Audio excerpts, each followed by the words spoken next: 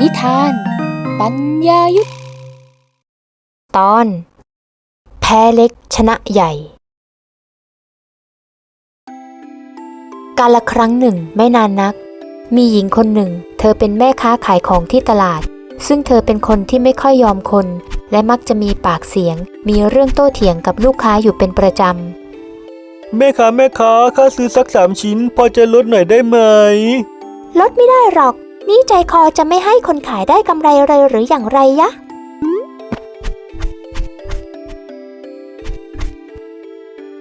ขอเลือกดูหน่อยได้ไหมแม่ค้า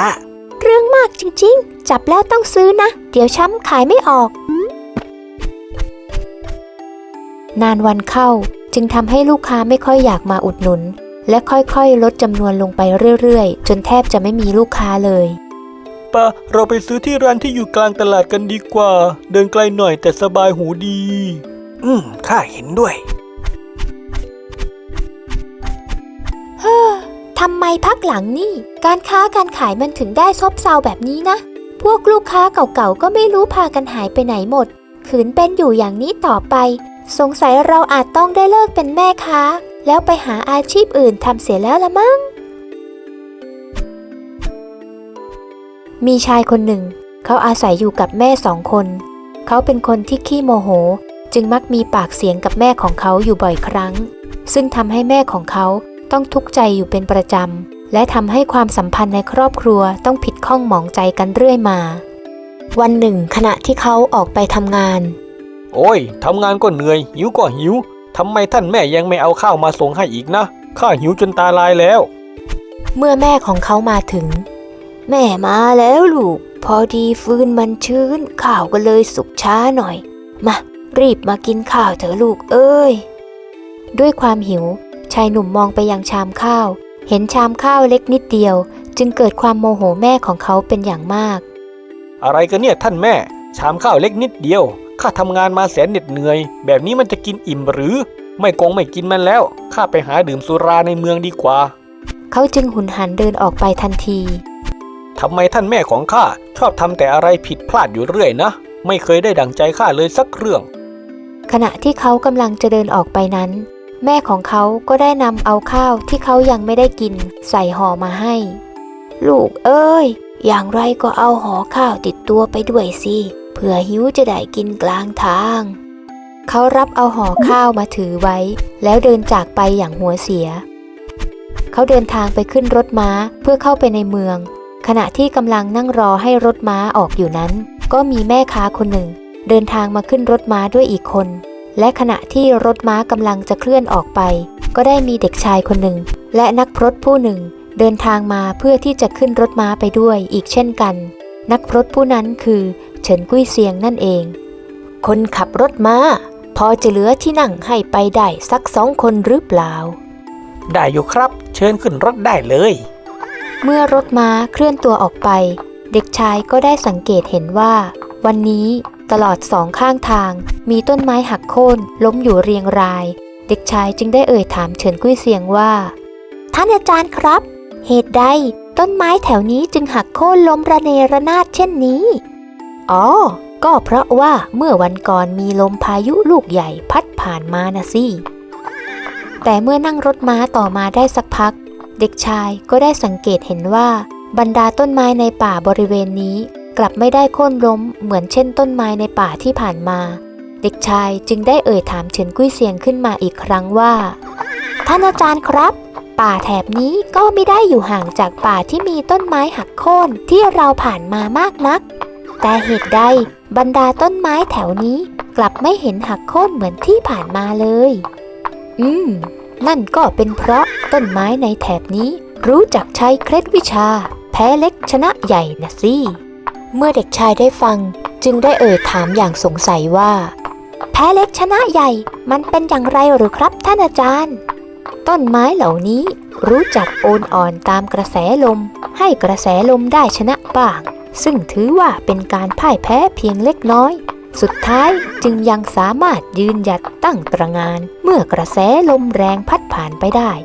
ซึ่งถือเป็นชัยชนะที่ยิ่งใหญ่กว่าอย่างไรล่ะ เคล็ดวิชานี้คนเราก็สามารถนำไปประยุกต์ใช้ได้ด้วยใช่หรือไม่ครับถูกต้องแล้วในการศึกนั้นเรามิจำเป็นต้องชนะเสมอทุกครั้งไป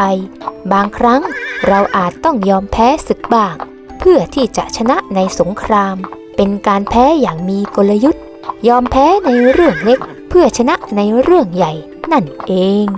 แพ้อย่างมีกลยุทธ์ข้าน้อยเข้าใจแล้วหญิงแม่ค้าที่นั่งอยู่นั้นเมื่อได้ยินเฉินกุ้ยเซียงและเด็กชายคุยกันก็ได้หันหน้ามาแล้วเอ่ยถามว่าท่านนักพรตเหตุใดเราจะต้องยอมแพ้ให้คนอื่นด้วยไม่ว่าจะเรื่องเล็กเรื่องใหญ่เราก็ควรชนะทั้งหมดไม่ใช่หรือไม่ถูกต้องเสียทั้งหมดหรอกแม่นางคนเรามักยึดติดแต่ว่าจะต้องชนะเสมอทุกครั้งไป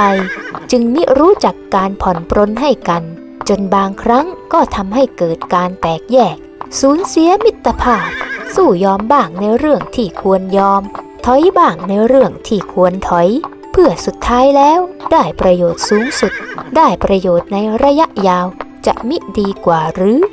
เมื่อแม่ค้าได้ฟังดังนั้นก็ได้เข้าใจในที่สุดข้าน้อยพอจะเข้าใจแล้วข้าน้อยจะนำไปปรับใช้ในชีวิตขอบคุณท่านนักพรตที่ช่วยชี้แนะ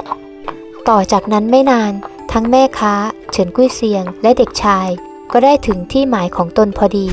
ทั้งสามจึงพากันลงจากรถม้าเหลือเพียงชายหนุ่มที่ยังคงนั่งอยู่บนรถม้าเพื่อเดินทางเข้าไปในเมือง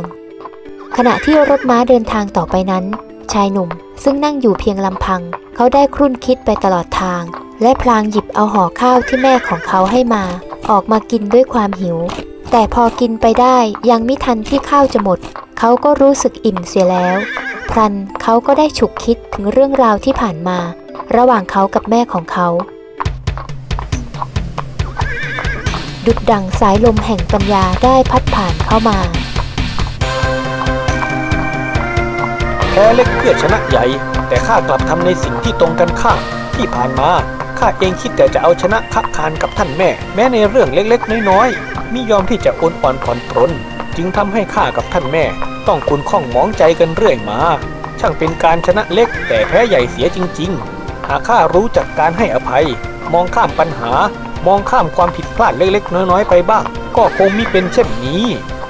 เมื่อคิดได้ดังนั้นชายหนุ่มจึงตัดสินใจเดินทางกลับคนขับรถม้าท่านช่วยหันรถม้ากลับไปทีเถอะข้าไม่ต้องการที่จะเข้าไปในเมืองอีกแล้วแหละข้าจะกลับไปหาท่านแม่ของข้าตั้งแต่นั้นมาชายหนุ่มก็กลับตัวเป็นคนใหม่ที่ยอมรับฟังยอมโอนอ่อนผ่อนปรนกับแม่ของเขามากขึ้นรู้จักให้อภัยเมื่อแม่ของเขาทำอะไรผิดพลาดหรือขัดใจจึงทำให้ความสัมพันธ์ของเขาและแม่ดีขึ้นกว่าแต่ก่อนเป็นอย่างมากแม่ขอโทษด้วยนะวันนี้เอาข้าวมาส่งช้าไปอีกแล้วมิเป็นไรหรอกครับท่านแม่เรามากินข้าวด้วยกันเถิดส่วนแม่ค้าก็เลิกที่จะต่อล้อต่อเถียงกับลูกค้าเหมือนเช่นเคยจึงทำให้ลูกค้าค่อยๆเพิ่มขึ้นและกลับมาขายดีเหมือนเดิมเชิญเลยจ้าเลือกได้ชิมได้ไม่ซื้อไม่หาไม่ว่าอะไรซื้อที่ร้านนี้เถอะร้านนี้แม่ค้าใจดีนี่เหมือนกันข้าเห็นด้วย